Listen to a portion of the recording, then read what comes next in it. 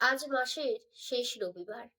বছরটা শেষ হতে হাতে গোনা আর মাত্র কয়েকটা দিনই পড়ে আছে। সকালে ঘুম থেকে উঠেই তড়িঘড়ি করে রেডি হয়ে বেরিয়ে পড়লাম।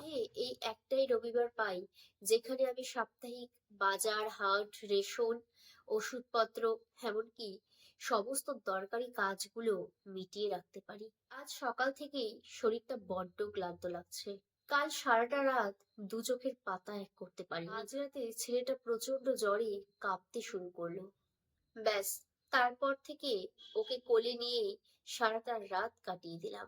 ভোরবেলায় চোখটা লাগতে না লাগতেই অ্যালার্মটাও বেজে উঠলো। এত কিছুর মাঝেও ছেলেটাকে আজ একবার ডাক্তারের কাছে নিয়ে যেতে হবে। যাক, আগে সকালের এই দরকারি কাজগুলো মিটিয়ে আসি।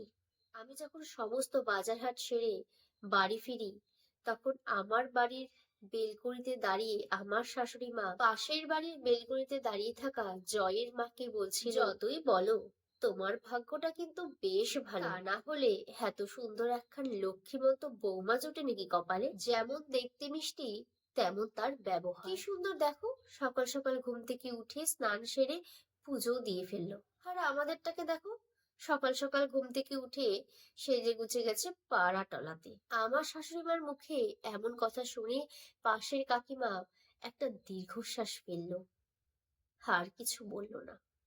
আর আমি হালকা মুচকি হেসে ঘরে ঢুকে পড়লাম। এটা প্রথম নয়, এর আগেও বহুবার এমন হয়েছে। শাশুড়ি মার কাছে পাড়ার সমস্ত মেয়ে বউরা ভালো, শুধু তার নিজের বৌমা বাদ দিয়ে। এর আগেও আমায় নিয়ে কম সমালোচনা হয়নি। আজ আমার বিয়ে হয়েছে 7টা বছর হয়ে গেছে।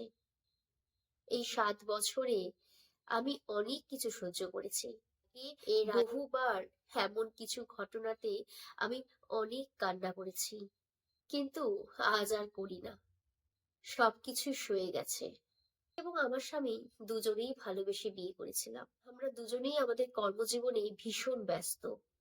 আমার স্বামীর পোস্টিং আমার শ্বশুরবাড়ির থেকে কয়েক কিলোমিটার দূরে, যার জন্য ওকে আমাদের থেকে আলাদাই থাকতে হয়।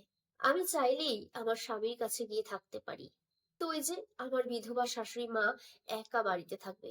ছেলের স্কুল জীবন, আমার চাকরি জীবন, সবকিছু মিলিয়ে আমাকে এখানেই থাকতে হয়। সারা সপ্তাহে এতটা ব্যস্ত থাকার পর সপ্তাহে যখন একটি দিন ছুটি পাই নিজেকে সময় দেওয়ার মতন, বা আমাদের দুজনের একান্তে কিছুটা সময় কাটানোর জন্য, তখন আর সেটা হয়ে ওঠে না।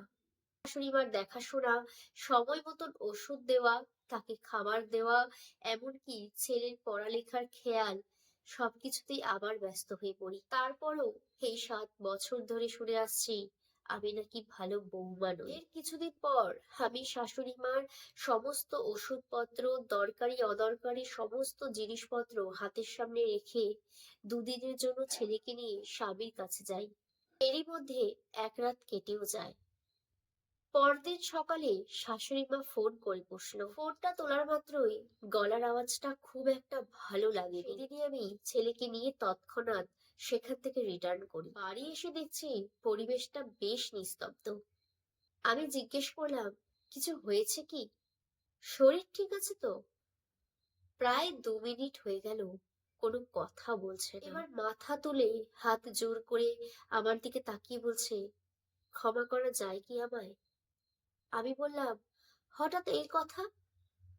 আসলে আমি যেদিন বেরিয়ে যাই সেদিন দুপুরবেলা আমার শাশুড়ি মা পাশের বাড়ির জয়ের বউকে নিয়ে যেই অহংকারে মাতামাতি করত, সেই বৌমাই তার নিজের শাশুড়ি মাকে ঘর থেকে বের করে বৃদ্ধাশ্রমে দিয়ে এসেছে। তার নাকি নিজের শাশুড়ি মাকে বোঝা বলে মনে হচ্ছে। আর সেই দৃশ্যটা যে কতটা ভয়ঙ্কর হতে পারে সেটা তিনি আগে কখনো বুঝতে পারেনি।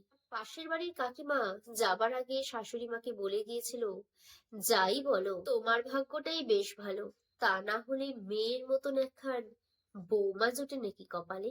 তাই নিজের ঘরের বউয়ের নিন্দা কখনো পর ঘরে করতে নেই। নমস্কার। কলমে এবং কণ্ঠে তন্নি রায়।